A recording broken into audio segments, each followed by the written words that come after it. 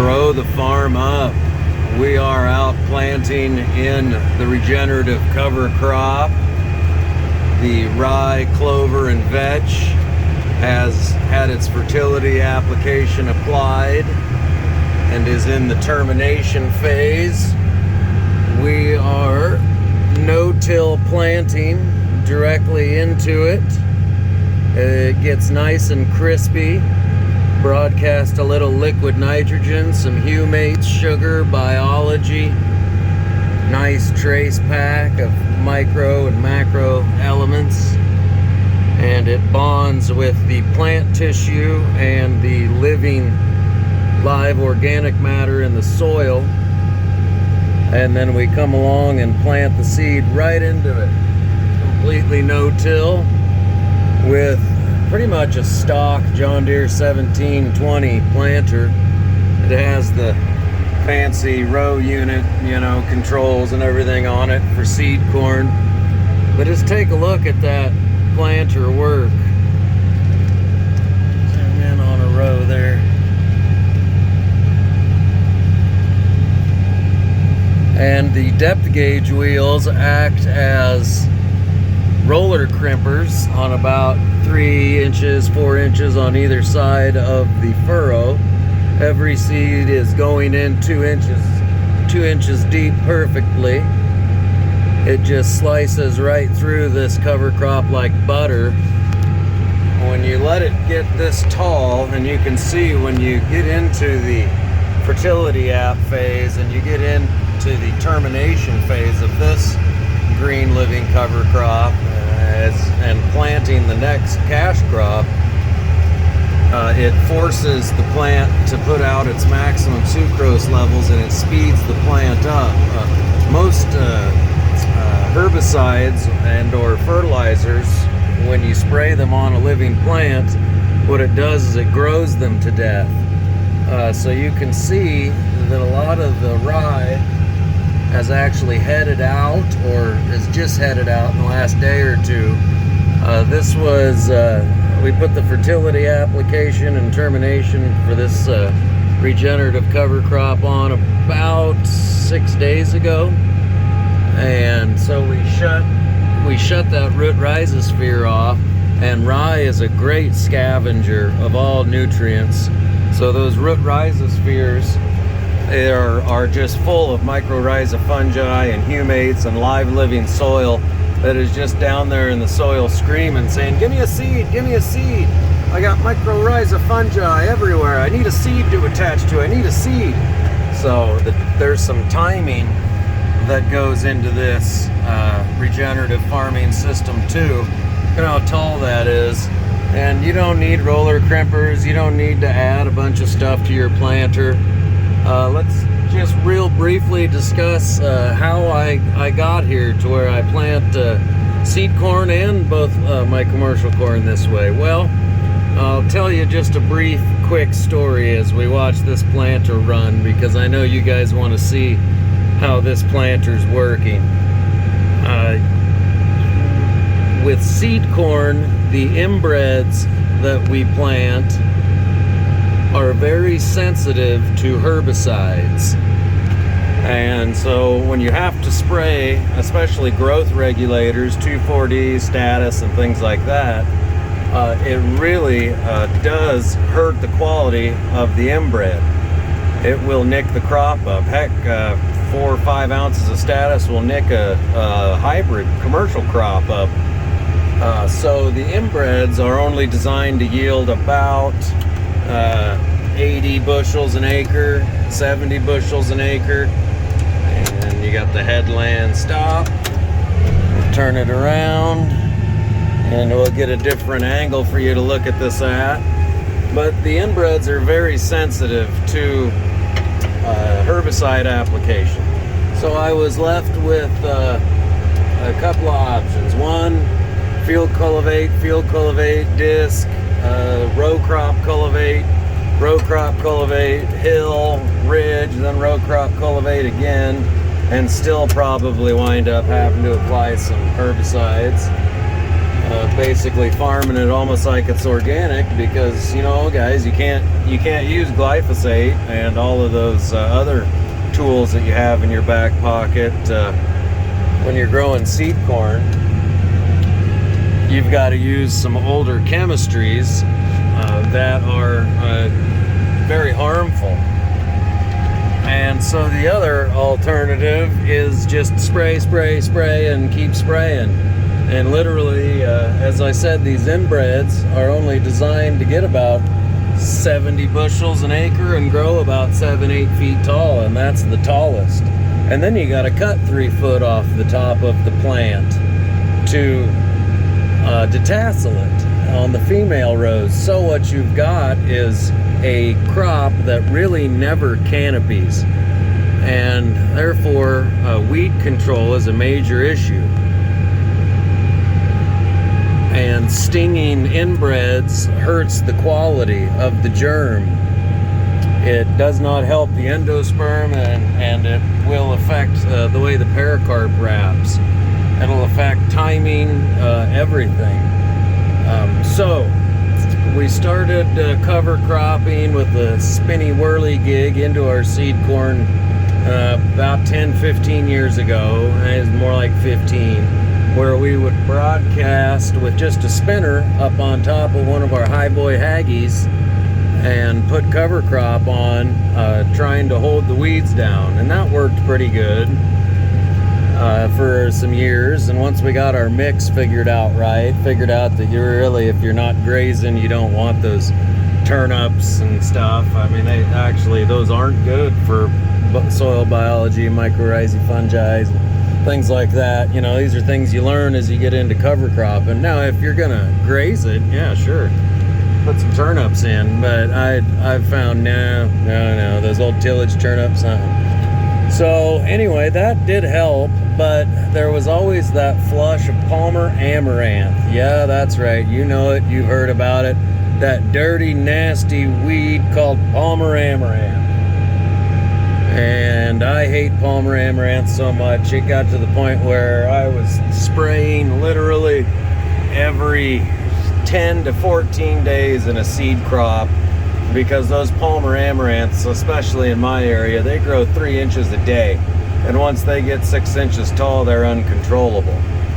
And so yeah, you'd have a nice cover crop that you would come out here and spread in July, and then by August it would kind of start growing and greening up and hopefully start to drown out some of the weeds, but there was still so many Palmer escapes.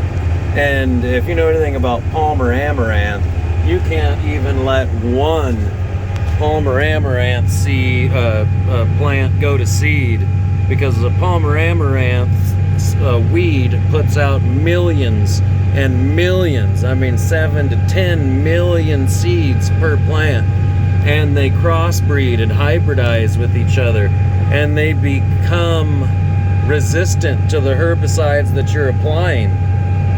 Because kind of like natural inoculation, if you get a Palmer infestation in your field, you're going to be fighting it for years. And when you have a crop that doesn't canopy, you see my problem and what it was. And so I saw the good that the cover crops did that I spread, but I said, it's not early enough to do, all the good that I need. What I need something early in the year.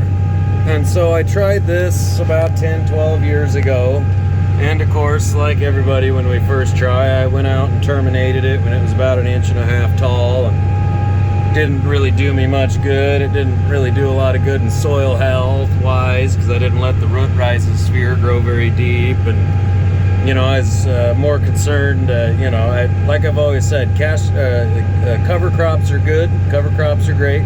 Just plant them, just start planting them. You'll find reasons to continue planting them, but don't let them get in the way of your cash crop. And so, that I really erred to that side, making sure that I was prepared for my cash crop, probably overly, when I first started planting cover crops and started regenerative farming over a decade ago. And you know, it looked at it and went, I spent some money, and it didn't, you know, it did me some good, and there were spots like it didn't really do me all that much good, to be quite honest with you. And so I talked with some guys at Green Cover Seeds, and you know, talked with some guy, John Kemp, talked to Gabe Brown, talked to a lot of these guys, and you know, they convinced me. They said, just take some ground and let that cover crop grow. Plant 5-6 species. You know, I mean, lentils, the whole 9 yards. There are multi-species out here. We had a very dry drought winter, and we're in seriously a 30-year, 40-year drought right now in my particular area in southeast Nebraska. And so, you know, rye, the hardiest of the overwintering cover crops, is what primarily made the winter.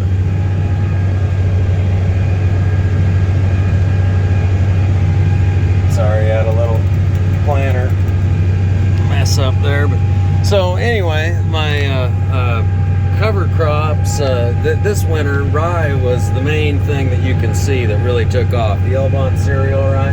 And you can see that headed out, and it's about 3 feet tall. I mean, look at it hitting the, you know, it's about 3 feet tall. And the main thing that I learned is that, you know, let that cover crop grow. You're not planting your seed corn April 10th anyway. You know, this is, I think, the 21st of April. With seed corn, you want to plant it 21st of May. With seed corn, you want to plant it mid-May or later.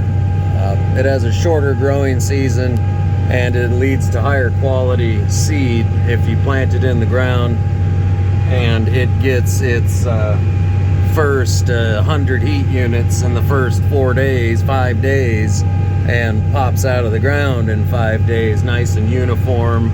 And that's how you want to do it. You don't want to lay a seed corn crop in the ground real early in the year and then just have it lay there in cold soils for 3 weeks. So that is kind of a long story short of how I got to this style of farming. And I learned that not only does it work in seed corn, but it works really well in commercial corn and hybrid corn, you know, not just seed corn. And it not only just works, but it works really, really well. Here, we'll watch the planters shut off, or all the row clutches shut off, or the whatever those EMP units are called now, whatever it's basically, you can see I don't have any additional attachments. Actually, the furrow openers are still on the planter, but they're all the way up. I mean, and when the cover crop is a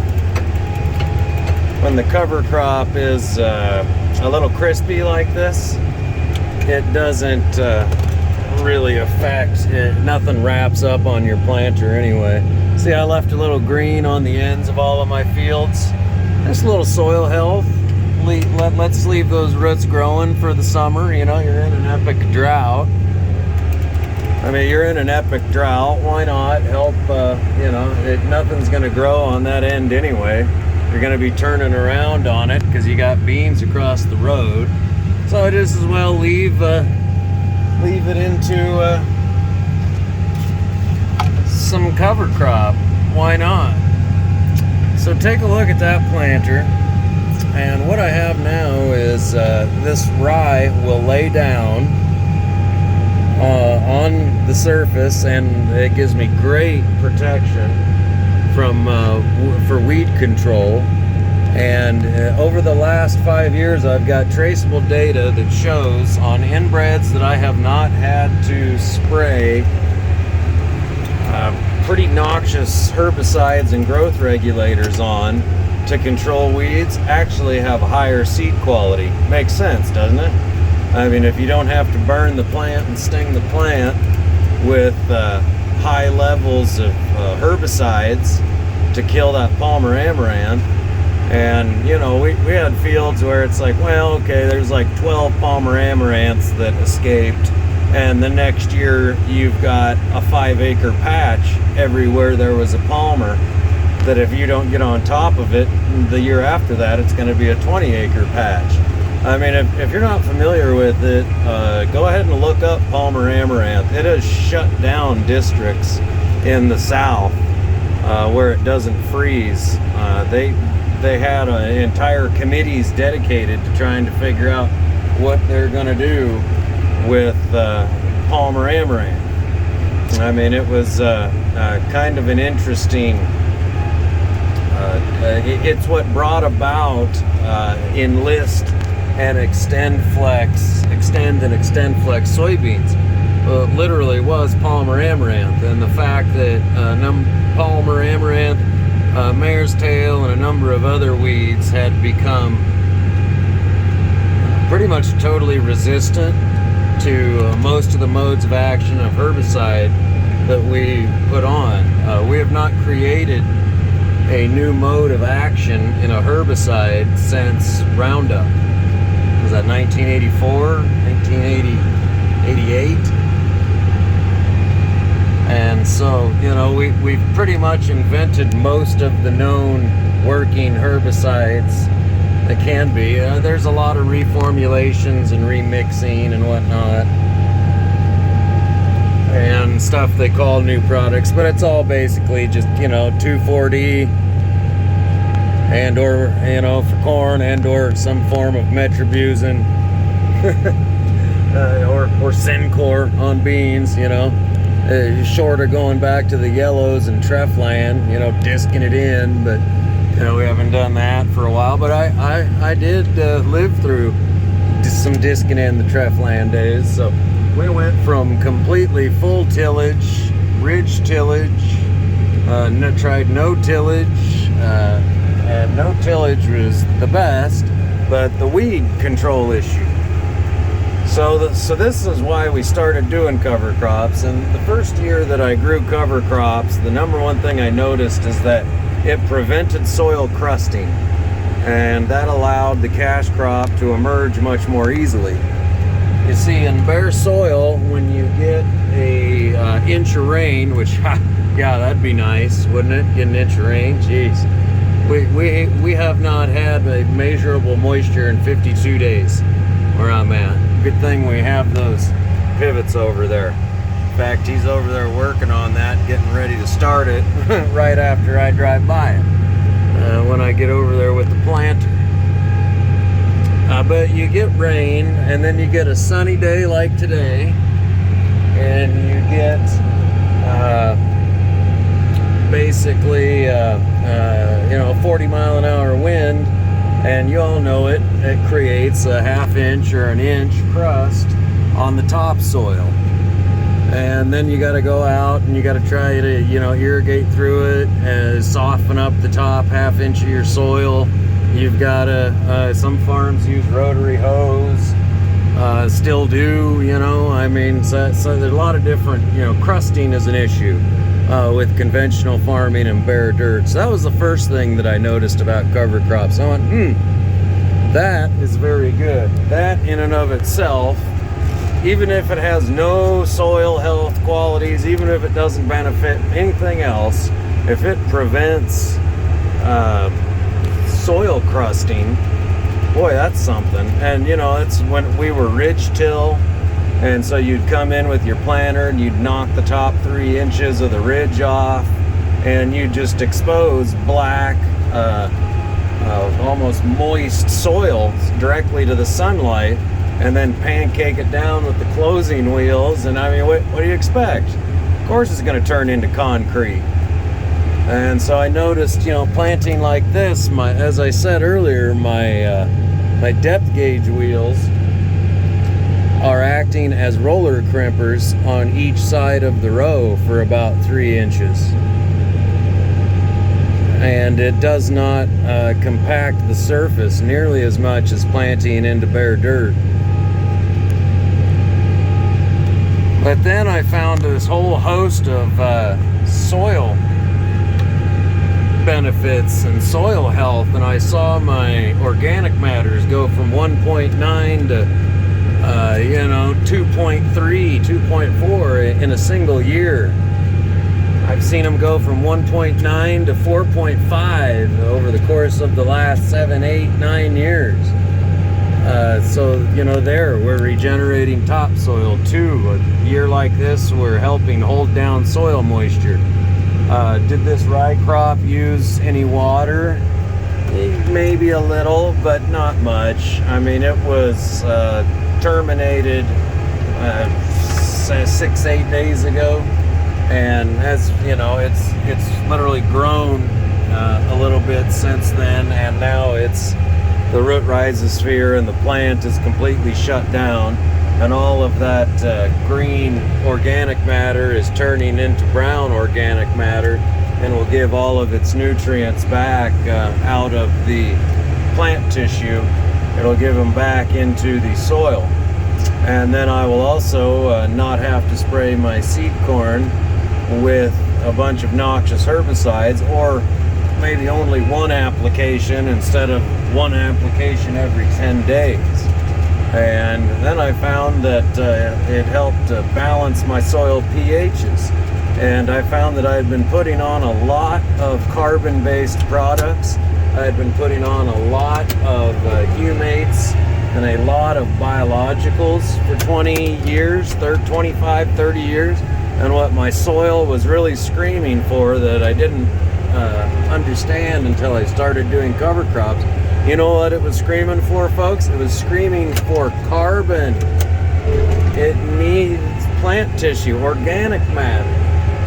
You cannot build organic matter on a cash crop alone. It just doesn't happen. You can hold organic matter, but you won't build organic matter. There's the seed corn line, and bingo, planting we are again. And so to build organic matter, you have got to be doing something with cover crops. Now, at detasseling time, I will come back in and also spread more cover crop on this field. And because I have this really remarkable regenerative soil surface, this rye that will be laying down onto the soil surface and breaking down, as I broadcast small seeded cover crops into my seed corn, it will germinate and grow much better in these soils that have this rye, clover, and vetch cover crop breaking down on it, versus if I broadcast cover crop just into a field that I planted into bare soil. That has been planted over there. And this is what it looks like unplanted. No, we're not in a combine. Yes, grow the farm up is crazy. But I tell you what, I've been doing this for about 8-9 years, so I know what I'm doing. I mean, 100% confident that this is, without a doubt, the best way to grow the highest quality seed crop for the next person that grows it. And it also grows the highest quality, highest yielding commercial corn that I grow, that I just haul to the ethanol plant or the elevator, or white corn, whatever specialty end user or wherever you're taking your corn, and soybeans. I've found it's increased my yield in soybeans also.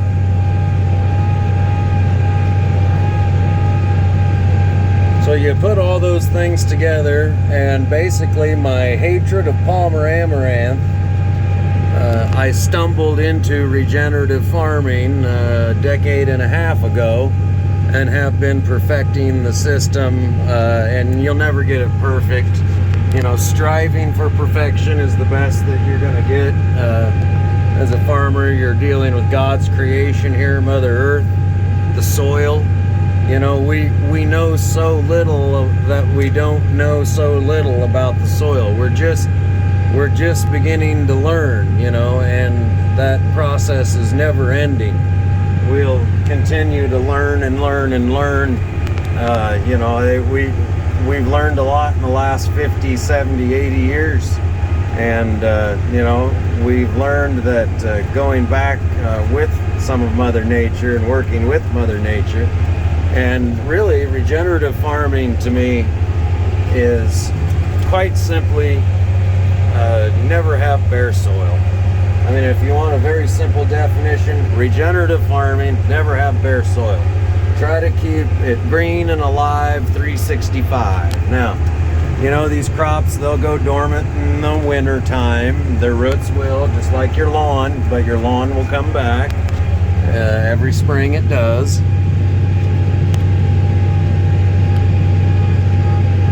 And they will slow down. You know, the biological activity will slow down, but it is still happening 6 inches deep in that soil all winter long. 8 inches deep, 10 inches deep. You know, after you do this for 10 years or so, you get such a root you get such great root stratification. You get such a great root rhizosphere that your penetrometer it hits like 130 pounds, 150 pounds, and the top foot, and then it just falls in with virtually no real pressure at all under 100 pounds. And we're still a decade later trying to push those cover crop roots through, you know, 6 decades of full tillage. There still is a plow pan, you know, down there, absolutely. But we've got some fields that I think we've broken through it on. You know, we used to come out and chisel, you know. We've got compaction problems. Well, let's go chisel it 17, 18 inches deep. Well, we don't have enough tractor to pull it. Let's go rent a 500 horsepower tractor, pull 5 shanks, you know. Boy, I don't know if that did the soil any good. Sure loosened it up, but I think that this particular method is a much better way to reach down 16 to 18 inches into your soil and create porous soil and areas for your roots to grow, because this seed corn is about ready to put a root out, and it has so many areas to grow. It can go down, sideways, out. It's got a very soft, mellow seed bed. Let's take one more look here at that planter. I know we'd been scouting these fields, and I had a couple other videos that I wanted to get out, but I didn't have time to get out, or didn't have time to upload, sorry. We'll see if I drop those before I drop this or not, but hopefully I get some time and I can upload this later, and I'd be real curious what you guys think in the comments. That's kind of, you know, this is the process in action, and kind of the story behind it, how I got here, and kind of the story of Lauber Seed Farms and the last 15 years of growing regenerative crops, both corn, soybeans, seed corn, seed soybeans, and seed cover crops. Grow the farm up. Beautiful view.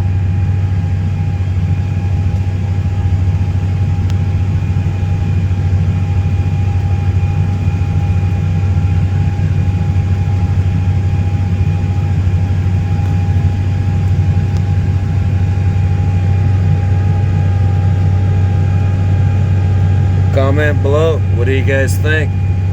Am I crazy? Or does it make sense?